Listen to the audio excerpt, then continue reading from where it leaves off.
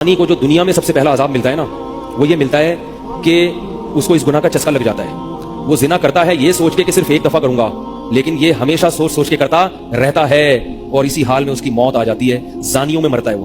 یہ بہت بڑی بھول ہے کہ میں ایک دفعہ گناہ کر لوں پھر توبہ کر لوں گا. اور یہ شیطان اس لیے کرواتا ہے، یار دیکھے تو صحیح اس گناہ میں لذت کیسی ہے، ذائقہ کیسا ہے. ایسی اللہ کی طرف سے اس پر پھٹکار برستی ہے نا زانی پر، وہ تڑپتا ہے کہ مجھ سے چھوٹ جائے. کسی کو اللہ توفیق دے دیتے ہیں، لیکن عام طور پر کیا ہوتا ہے، گیا بس. اتنا مشکل ہوتا ہے پھر اس کو اس دلدل سے نکلنا. اللہ کہتے ہیں گند میں منہ مارا ہے، گند میں رہو.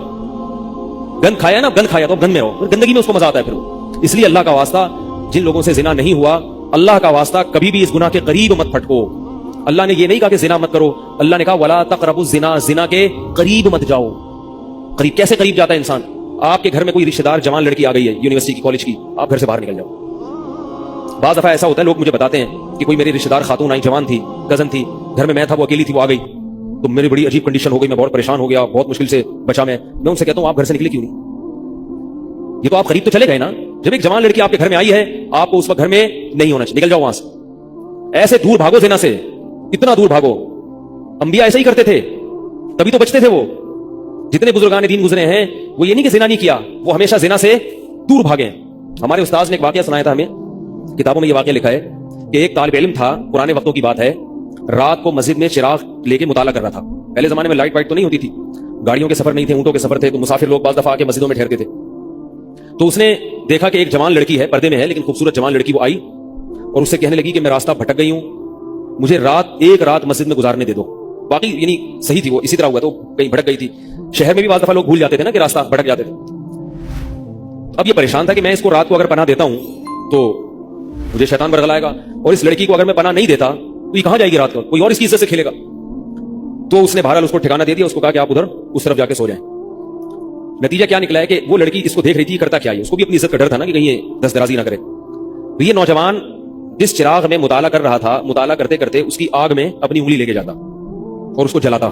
جیسے ہی وہ چلنے لگتی تو اس انگلی کو واپس کھینچ لیتا، ایک دم تپش آگ لگتی نا، واپس کھینچتا. پھر تھوڑی دیر بعد یہ انگلی اس میں لے کے جاتا، پھر واپس کھینچتا. پوری رات یہ کرتا رہا اور اپنی انگلی کو جلاتا رہا ہے.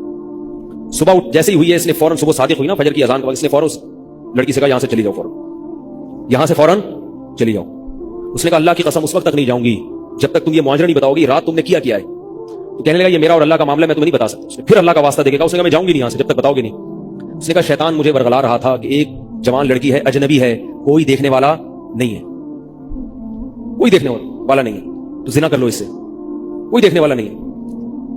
شیطان مجھے لے کے جاتا تھا تو میں اپنی انگلی آگ میں جلاتا تھا، اپنے نفس کو یہ سمجھانے کے لیے کہ دنیا کی آگ برداشت کر سکتا ہے، جہنم کی بھی برداشت کر لینا، جہنم کی بھی برداشت کر لینا. پھر اور اگر تجھ سے یہ برداشت نہیں ہو رہی تو وہ کیسے برداشت کرے گا؟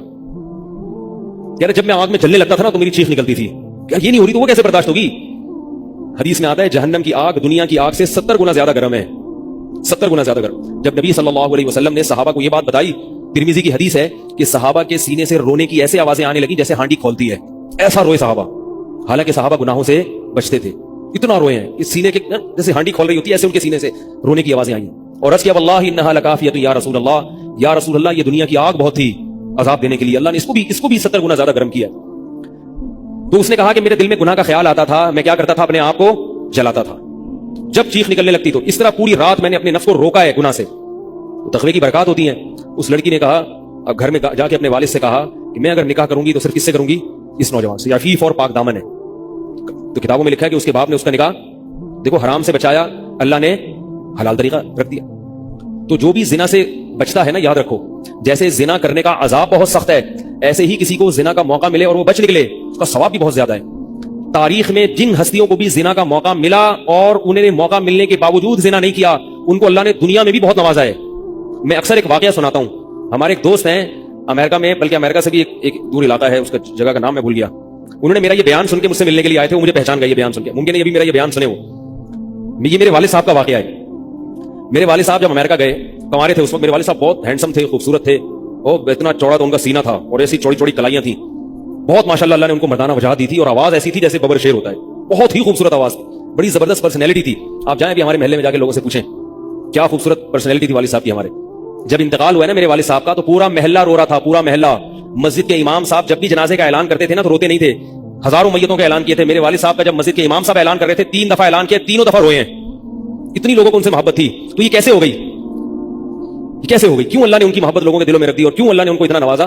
वालिद साहब नेवी में थे, अमेरिका जब फर्स्ट टाइम जहाज गया है, कंवारे थे उस वक्त, तो कंवारा लड़का पाकिस्तानी या इंडियन हो, पहली दफा अमेरिका जाए, वो भी कंवारा, कोई रोकने टोकने वाला ना हो और गुनाह की दावत मिले, बचना कितना मुश्किल है। तो वालिद साहब, ये मैंने वालिद साहब से बराह रास्त नहीं सुना, मैं ऐसी बातें वालिद साहब नहीं करते थे, किसी जरिए से सुना मैंने कि तुम्हारे वालिद साहब ने ये वाकया हमें सुनाया, किसी ने मुझे बताया। कहते हैं कि जब वो गए तो एक खूबसूरत अंग्रेज लड़की आई और उनको गुनाह की दावत दी।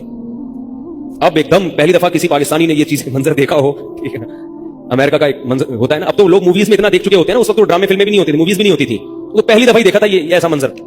तो वो घसीट के ले गई अपने घर। जब ये कहे घर पे गया हूं ना तो मुझ पे अल्लाह का खौफ आ गया, ये क्या कर रहा हूं। वहां जाके वापस भागे हैं। उधर पहुंचने के बाद उस वो औरत गुस्सा हो रही थी कि अगर तुमने ये काम करना नहीं था तो मेरे साथ आए क्यों, क्यों मेरा खर्चा कराया तुमने, क्यों खर्चा कराया मेरा। तो आदमी और शर्मिंदा हो जाता है ना कि यार। तो वालिद साहब कहते हैं कि मेरे दिल में ख्याल आया कि मैंने जिंदगी में कभी ये गुनाह नहीं किया और मैं यहां पहली दफा आया हूं, अगर मैं इस गुनाह में पड़ गया अल्लाह की नजर मुझसे हट जाएगी। वापस भागे। बड़ा मुश्किल होता है ऐसे मौके पे। उस वक्त उनकी उम्र होगी 22 या 23 साल, ज्यादा ज्यादा 24 साल होगी। तो भागे वापस। तो वालिद साहब कहते थे, जो जिन्होंने मुझे ये वाकया सुनाया, कि मुझे कहने लगे कि तुम्हारे वालिद साहब कहते थे कि उसके बाद मेरी जिंदगी में क्या आया है, इनकलाब। फिर अल्लाह ने कुरान की तिलावत की तौफीक दी। हिफ्ज़ कुरान था, भूल चुके थे, रोजाना एक कुरान पढ़ने का मामूल बना फिर, ताकि कुरान दोबारा याद हो जाए। जहाज पे 3 साल इमामत की, दाढ़ी बड़ी रख ली माशाल्लाह, और फिर इतनी इज्जत अल्लाह ने उनको दी। अल्लाह ने उनके, हमारे सब भाई माशाल्लाह दाढ़ी वाले हैं, सब बहनें शरई पर्दा करती हैं, सब भाभियां पर्दा करती हैं। घर में क्या आ गया पूरा, हालांकि इस वक्त शादी नहीं हुई थी, लेकिन ये असरात कहां मुंतकिल हुए हैं, खानदान में, पूरे खानदान में मुंतकिल हो गए ना। इंतकाल हुआ तो जनाजा मैंने पढ़ाया वाले साहब का। अगर अल्लाह ना करे उस बुराई में पड़ जाते, हमें पता चलता कि हमारा बाप ऐसा है, तो हम ऐसे होते। वैसे तो अभी भी कोई इतने नेक नहीं है, लेकिन गेटअप तो है ना, गेटअप तो अल्लाह ने मौलवी वाला दे दिया ना, थोड़े थोड़े तो देखने की हद तक तो नेक बना दिया ना, ऐसे नहीं होते हम। तो ये जो बरकत है ये नस्लों में मुंतकिल होती है, नस्लों में। इतनी इज्जत दी अल्लाह ने, इतनी इज्जत दी थी कि इंतकाल के वक्त महल्ला रो रहा था, पूरा महल्ला रो रहा था इंतकाल। और हरे बहुत से लोगों ने वालिद साहब की कब्र के पास ना जगह घेर ली थी कि हम यहां दफन होंगे। हालांकि मस्जिद के इमाम नहीं थे, कुछ भी नहीं, कोई ऐसी शख्सियत नहीं थे कि वो मुक्तदा और रहबर समझे जाते हो। तहज्जुद का मामूल था, तिलावत का मामूल था, और मैंने खुद भी कई दफा नोट किया, ऐसा लगता था उनके मुंह से खुशबू आती है, ऐसा महसूस होता था। ऐसा अल्लाह ने, क्योंकि तिलावत बहुत ज्यादा करते थे। जब इंतकाल हुआ है ना, जिस दिन, उस दिन भी आधा घंटा तिलावत करके उठे। घर में उनका मामूल था, घर में आने के बाद, ऑफिस से जब घर में आते थे ना, सबसे पहले नहा के, अजीब अजीब उनके मामूल थे, नहाते लाजमी थे रोजाना। और चूंकि फौजी थे ना, तो फौजियों की जो एक रूटीन होती है ना, वो तब्दील नहीं होती। अब जब फौज में थे तो गर्म पानी से नहाने की आदत थी, तो जून में भी गर्म से ही नहाते थे। हम कहते, अब वालिद साहब से कहते गर्मी हो रही है, लेकिन वो एक रूटीन होती है ना फौजियों की, बस वो आना है, धोती पहनी, गुसलखाने में चले गए, पानी गर्म पहले किया, अपना काम सारा खुद करना, किसी से काम ही नहीं लेते थे। और वो 2 मिनट के अंदर ऐसे फुर्ती से नहाते थे। हैरान, ये कैसे नहाते थे? कहते मैं साबुन से बकायदा तसल्ली से नहाया हूं, इतनी जल्दी जल्दी फुर्ती में काम करते थे। आते ही तिलावत करनी, और तिलावत ऊंची आवाज में करते थे, पूरे घर में वालिद साहब की तिलावत की आवाज आती।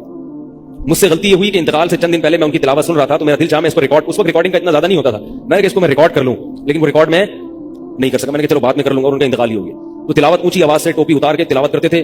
तो जिस दिन इंतकाल हुआ है, और अल्लाह से कहते थे कि अल्लाह किसी का मोहताज ना बनाना, सारी जिंदगी किसी से खिदमत नहीं ली। ये मैं क्यों वाकया सुना रहा हूं कि देखो भाई, जैसे जिना करना बहुत बड़ा जुर्म है, ऐसे ही जिना से बचना अगर मौका मिले किसी को तो बहुत बड़ी नेकी है। यूसुफ अलैहिस्सलाम को अल्लाह ने कैसा नवाजा कि नहीं नवाजा, बच्चे थे वो। तो भाई करने वाले बहुत हैं, बचने वाले थोड़े हैं। तो करने वालों में अगर अपना शुमार करोगे तो जहां बहुत सारे लोगों ने मजे की जिंदगी गुजारी, थोड़े दिनों के लुत्फ और मजे हैं, उसके बाद दुनिया का सुकून भी गया और आखिरत में जहन्नम की आग। और अगर बचने वालों में आ गए तो उन थोड़े लोगों में अल्लाह शामिल कर लेंगे जो थोड़े शुक्रगुजार होते हैं। लेकिन इसका यह मतलब नहीं है कि ऐसा माहौल क्रिएट करो कि फिर आपको बचने का मौका मिले, दूर भागो। मैंने बताया ना, कोई लड़की घर में आती है, बाहर निकल जाओ घर से, बोले भाई तन्हाई में नहीं। मैं तो इसकी एहतियात करता हूं। कोई जवान खातून अगर मसला पूछने आ जाए, बूढ़ी है तो कोई इतना मसला नहीं है, जवान खातून, ऐसा होता है बाज़ दफा खवातीन को तो माहौल का नहीं पता होता। अब वो आई है, मैं घर में कोई नहीं आ गया, दरवाजा बजा रही है, मुफ्ती साहब घर में मसला पूछे, घर में नहीं बैठूंगा, सड़क पे खड़े खड़े पूछो, ठीक है ना, बेगरामी है। घर में आना है तो फिर मस्जिद के किसी खादिम को या किसी बंदे को घर में बिठाऊंगा कि भाई आप भी आ जाओ, क्योंकि बदगुमानी का मौका देना भी क्या है, हराम। हाँ, घर वाले मौजूद हों, अहलिया मौजूद हैं, फिर बेशक आगे बैठो।